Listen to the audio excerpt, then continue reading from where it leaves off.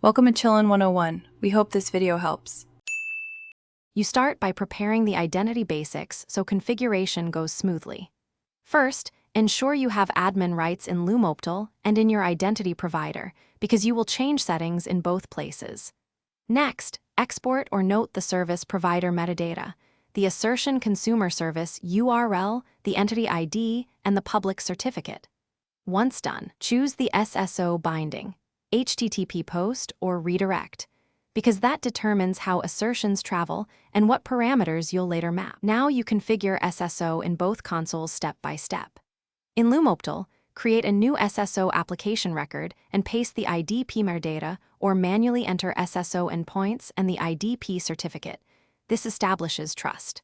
Then in your identity provider, register Lumopetal's SB metadata so it knows where to send assertions.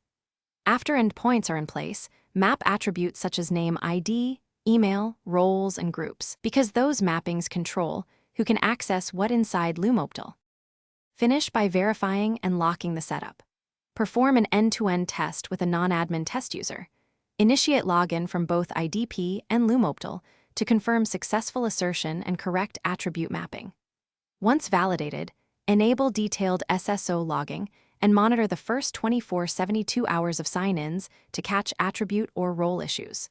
If something goes wrong, you can immediately use local admin access or roll back the SSO configuration. That fallback prevents lockout while you troubleshoot. Thanks for watching. Consider subscribing if we helped you.